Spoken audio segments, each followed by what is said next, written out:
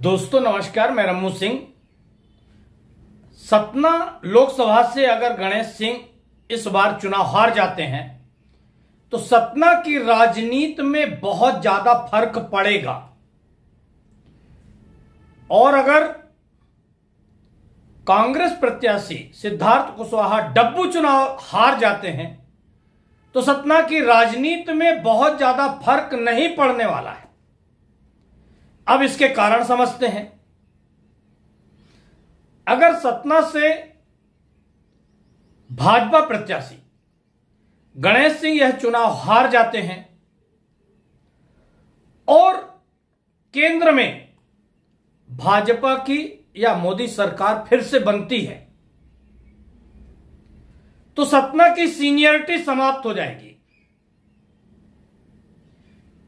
क्योंकि गणेश सिंह 4 बार के सांसद हैं, 5वीं बार जीतने के बाद हो सकता है कि उन्हें केंद्रीय मंत्री बना दिया जाए। भले केंद्रीय मंत्री बनने के बाद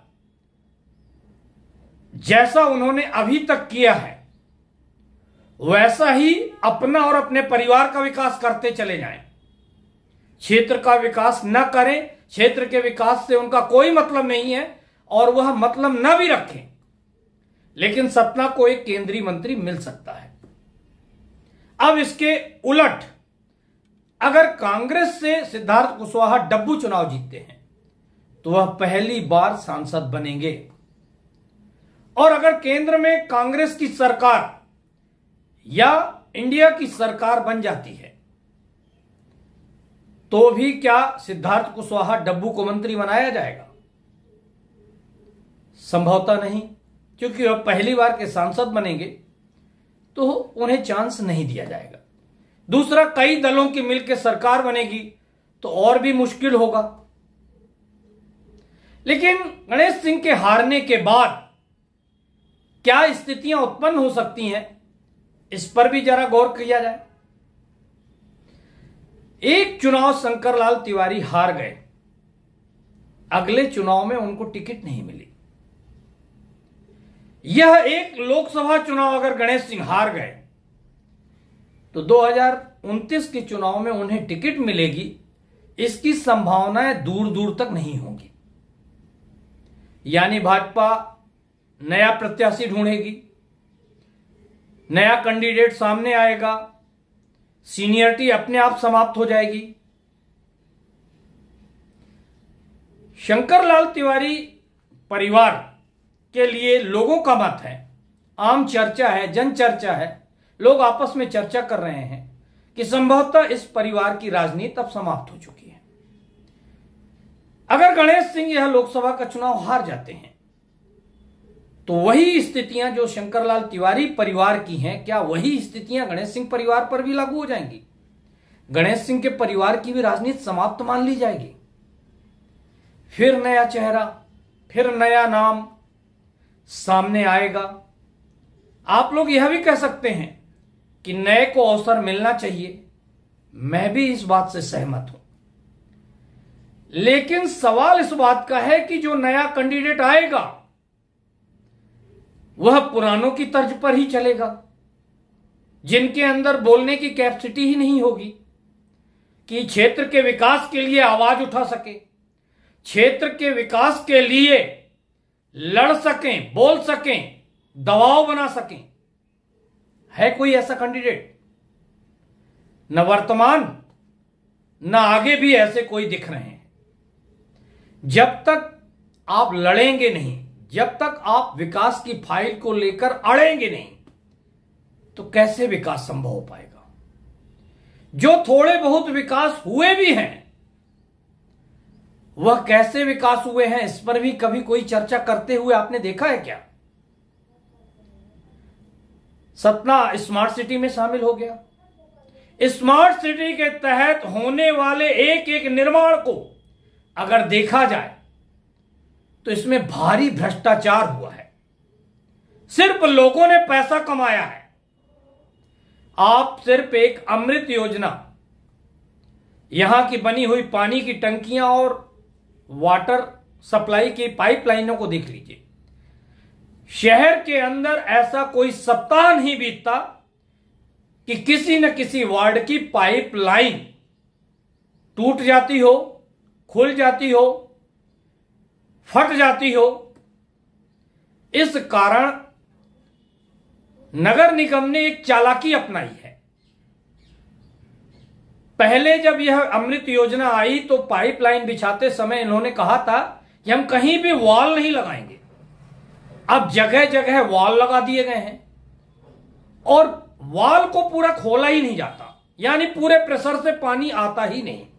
जब कम प्रेशर से पानी आएगा तो पाइप लाइन टूटने और फटने की समस्या नहीं रहेगी, ऐसा नगर निगम के लोग सोचते हैं। इसके बाद भी पाइपलाइनें रोज फट रही हैं, रोज टूट रही हैं, रोज फट रही हैं। आखिर इसका जिम्मेदार कौन है? ऐसे ही जो पार्क, जो मंदिर, जो अन्य जगहों पर विकास कार्य दिखाए गए हैं, उनकी क्या स्थितियां हैं? क्या स्मार्ट सिटी सतना सिर्फ पैसा कमाने का एक जरिया बन गया है? ऐसे ही मेडिकल कॉलेज का एक लॉलीपॉप पकड़ा दिया गया। मेडिकल कॉलेज की क्या सुविधाएं हैं सतना के लोगों के लिए? एक साबुन के डिब्बे के बराबर सिमरी चौराहे में फ्लाईओवर बना दिया गया। इस फ्लाईओवर की क्या उपयोगिता है? आपको मालूम हो तो आप बता दीजिए, मुझे तो समझ में नहीं आ रहा। ऐसे ही स्मार्ट सिटी के स्मार्ट काम यहां नित नए नए होते चले जा रहे हैं और पैसे समाप्त किए जा रहे हैं, बजट को खत्म किया जा रहा। जिन सड़कों पे डामर बिछाया गया वो 6 महीने भी नहीं चलता। कैसे हम स्मार्ट बन रहे हैं? जिला अस्पताल के सामने डामरीकरण हुआ, आप जाके देख लीजिए कितने बड़े गड्ढे हैं। बताया गया कि सिमरी चौराहे में ठेले हटा दिए गए, आप जाके देख लीजिए पूरी सड़कें ठेलों से जाम है। जो भी काम स्मार्ट सिटी के तहत हुए, क्या वह दिख रहे हैं? रुई मंडी हट गई, रुई मंडी आप देख लीजिए वहीं लग रही है।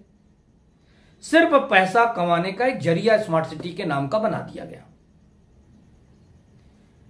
अब गणेश सिंह चुनाव हार जाते हैं तो एक समस्या और सामने आएगी, एक विकट स्थिति और सामने देखने को मिलेगी कि सिद्धार्थ कुशवाहा को विधानसभा से इस्तीफा देना होगा। सिद्धार्थ कुशवाहा लोकसभा चुनाव जीतने के बाद अगर विधानसभा से इस्तीफा देते हैं तो विधानसभा उपचुनाव भी होंगे।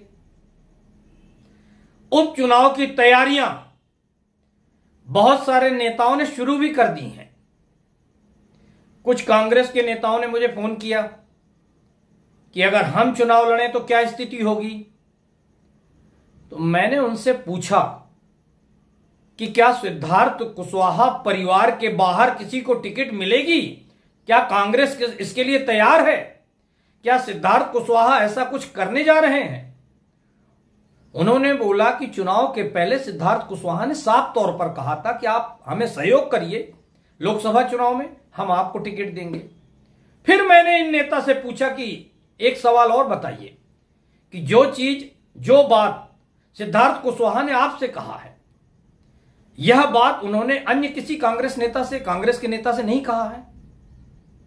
क्योंकि जो बात आपसे कहा है कि आप मुझे लोकसभा जिताइए, हम आपको विधानसभा टिकट दिलवाएंगे, यह बात सिद्धार्थ कुशवाहा ने कांग्रेस के कई नेताओं से कहा है। अब उस बीच में आप कहां हैं, यह आप आकलन कर लीजिए। फिर बीजेपी की बात करें तो बीजेपी से नया कैंडिडेट कौन होगा?